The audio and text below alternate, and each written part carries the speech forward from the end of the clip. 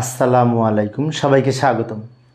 ICT বিষয়ের এই যে অনেক বড় একটি দশমিক সংখ্যা 3087.125 10 ভিত্তিক দশমিক সংখ্যা। এই দশমিক সংখ্যাটির হেক্সাডেসিমাল মান কীভাবে নির্ণয় করব? ছোট সংখ্যাগুলি তো আমরা পারি, তাই না?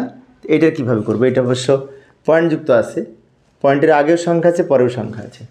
তো অনেক সহজ, আমি সহজভাবে আলোচনা করার চেষ্টা করব। প্রথমে এই প্রশ্নটা তুলে নিয়ে যাই। এই যে এখানে আমি তুলে রাখলাম 3087.125 দশমিক সংখ্যাকে যদি আমরা হেক্সাডেসিমালে রূপান্তর করতে চাই, তাহলে হেক্সাডেসিমালের বেজ 16 দ্বারা এই পয়েন্টের আগে যে সংখ্যাটা আছে এটাকে বারবার 16 দ্বারা ভাগ করে ভাগফল এবং ভাগশেষে আলাদা করে লিখব। আর 0.125কে 16 দ্বারা গুণ করব। তাহলে আমরা একটা কাজ করি, এইটার ফলাফল এখানে বের করি, এটার ফলাফল এইখানে বের করব, পরে দুইটা মিলে উত্তর লিখব। লক্ষ্য করি কিভাবে করব। প্রথমে এটা লিখলাম 3087, তারপরে এইখানে একটি দাগ দিব, নিচে একটি দাগ দিব, দেওয়ার পরে এইখানে লিখব হেক্সাডেসিমালের বেজ 16। যেহেতু 16 ভিত্তিক সংখ্যায় রূপান্তর করব, তা এটা যেহেতু পূর্ণ সংখ্যা, পয়েন্টের আগের সংখ্যাকে পূর্ণ সংখ্যা বলে, তো পূর্ণ সংখ্যাকে 16 দ্বারা ভাগ করে ভাগফল প্রথমে লিখব, ভাগশেষ শেষে লিখব। তাহলে আমরা অন্য জায়গায় রাফ করে দেখতে পারি যে এই 3087কে 16 দ্বারা ভাগ করে ভাগফল কত এবং ভাগশেষ কত। তা আমরা যদি ভাগ করে দেখি তাহলে ভাগফল পাবো 192 আর ভাগশেষ পাবো এফ বা 15। এখন ভাগশেষ পাবো 15 হেক্সাডেসিমাল মান এফ, তাই ব্র্যাকেটে এফ লিখেছি। এটুকু আমি আর একবার বলছি, লক্ষ্য করি। এইটাকে এটা দিয়ে ভাগ করব, ভাগ করে ভাগফল পেয়েছি 192। ভাগফলটা প্রথমে লিখব আর ভাগশেষ থাকবে 15 মান এফ, তাই 15 লিখে ব্র্যাকেটে এফ লিখে রাখব। এখন আমরা জানি 6টা হেক্সা ভ্যালু আছে। এ এর মান 10, বি এর মান 11, সি এর মান 12, ডি এর মান 13, ই এর মান 14, এফ এর মান 15। তাহলে যেহেতু 15 পেয়েছিলাম, তো 15 উত্তরে লেখা যাবে না, এফ লিখতে হবে। তাই ব্র্যাকেট দিয়ে 15-এর পাশে এফ লিখে রাখলাম। এবার আবার 192কে 16 দ্বারা ভাগ করব, ভাগ করে ভাগফল পাবো 12 আর ভাগশেষ হবে 0। আবারও বলছি, লক্ষ্য করি, 192কে 16 দ্বারা ভাগ করলে ভাগফল হবে 12 আর ভাগশেষ থাকবে না। ভাগশেষ কিছু না থাকলে 0 ভাগশেষ আছে মনে করে 0 লিখব। এই 12কে আবার 16 দ্বারা ভাগ করব। 12কে 16 দ্বারা ভাগ করলে ভাগ করা যাবে না, কারণ 12 ছোট, 16 বড়। তো 12কে যখন 16 দ্বারা ভাগ করা না পারবো, তখন ভাগফল হিসেবে যদি এখানে 0 লিখি, তাহলে এই 12 কিন্তু ভাগশেষ হিসেবে থেকে যাবে। এই 12টা শেষে চলে যাবে। নিয়ম হচ্ছে, যখন দেখব যে এটাকে ভাগ করা যাচ্ছে না, এটা বড় হয়ে গেছে, তখন এখানে ভাগফল হিসেবে 0 লিখলে এখানে যা থাকবে সেটা এখানে চলে যাবে।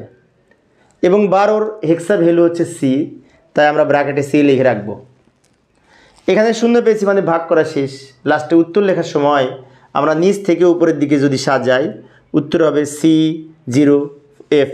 এই যে এটা হবে MSD মানে মোস্ট সিগনিফিক্যান্ট ডিজিট, এটা হবে LSD লিস্ট সিগনিফিক্যান্ট ডিজিট। আচ্ছা, একটা কাজ করি, এটা উত্তর আলাদা না লিখে এটা এই পর্যন্ত থাক, আমি এইটার উত্তর এটার সমাধান ডান দিকে করে নিই, তারপর দুইটা একসাথে উত্তর লিখব, তার সময় সেভ হবে। এটার সমাধান তো করেছি। এখন 0.125কে যদি আমরা হেক্সাডেসিমাল করতে চাই, তো পয়েন্টযুক্ত সংখ্যার আবার আলাদা নিয়ম। এখানে যেমন বারবার 16 দ্বারা ভাগ করেছি, এখানে আবার পয়েন্টের পরে ওই সংখ্যাকে বারবার 16 দ্বারা গুণ করতে হবে। যেমন আমি একটা কাজ করি, এখানে একটু লম্বা দাগ দিই। দাগ দেওয়ার পরে বাম দিকে লিখব পূর্ণ সংখ্যা, ডান দিকে লিখব ভগ্নাংশ সংখ্যা। লেখার পরে এখন 0.125 এটা কিন্তু ভগ্নাংশ সংখ্যা, ফ্লট টাইপ ডেটা। এবার এই 1.125কে এখানে লিখব ভগ্নাংশ সংখ্যার নিচে। লেখার পরে এটাকে 16 দ্বারা গুণ করব। আমি আবারও বলছি, লক্ষ্য করি, এখানে যেমন বারবার 16 দ্বারা ভাগ করেছি, এখানে 16 দ্বারা গুণ করব। 16 দ্বারা গুণ করলে আমরা কত হবে সেটি ক্যালকুলেটরের মাধ্যমে বের করতে পারি, অথবা 16 দ্বারা গুণ করলে আমরা 2 পাবো। আমরা এটাকে যদি 16 দ্বারা গুণ করি তাহলে 2 পাবো, কিন্তু আমরা ক্যালকুলেটরে করে দেখতে পারি। 2 যেহেতু হবে, তো পয়েন্ট দিয়ে 0 লিখলেও হয়, না লিখলেও হয়, এখানে লিখেছি। এখন আমি পূর্বের ক্লাসে একটা কথা বলেছিলাম এবং সেখানে দেখেছি এখান থেকে শুরু করে এই পর্যন্ত এসেছি, তারপরেও কিন্তু এখানে 0 করতে পারেনি পূর্বের ক্লাসে। বাট এখানে একবারেই কিন্তু এখানে 0 হয়ে গেছে। তখন কিন্তু আমি বলেছিলাম, যদি 0 হয় তাহলে যেখানে 0 হবে ওখানেই অঙ্ক শেষ, একবারে শেষ। আর এখানে যদি 0 না হয়ে অন্য কিছু থাকতো 1 2 3 তখন কিন্তু গুণ করে আবার বাড়তে থাকতো নিচে, যে পূর্বের ক্লাসে আমি দেখিয়েছিলাম। এবার উত্তর লিখব, যেহেতু শূন্য এসছে আমাদের এটি এখানেই শেষ। উত্তর লেখার সময় এখানে উত্তর লিখি, উত্তর ব্র্যাকেট দিব, দেওয়ার পরে এখান থেকে লেখাটা শুরু করব। এই যে তীর চিহ্ন দিয়েছি নিচ থেকে উপরে, এইটা আমরা আগে লিখব। এটা লেখা যাবে না, সি লিখতে হবে, C0F এটা লিখলাম। পয়েন্টের জায়গায় পয়েন্ট দিব, অর্থাৎ 3087-র হেক্সাডেসিমাল মান হচ্ছে এইটা। এরপরে এটা পয়েন্ট ছিল, ওই পয়েন্ট এই পয়েন্ট, তারপরে এইটুকুর মান কিন্তু 2 পেয়েছি, তাই এখানে 2 লিখব।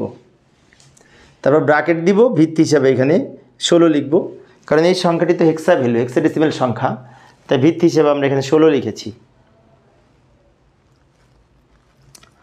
তো প্রিয় শিক্ষার্থী বন্ধুরা, এই ছিল আমার আজকের আলোচনার বিষয়। আমি শিক্ষার্থীদের অনুরোধে অল্প অল্প করে আলোচনা করি, যাতে শিক্ষার্থীরা বোরিং ফিল না করে। পরের ক্লাসটি দেখার আমন্ত্রণ রইল। খোদা হাফেজ।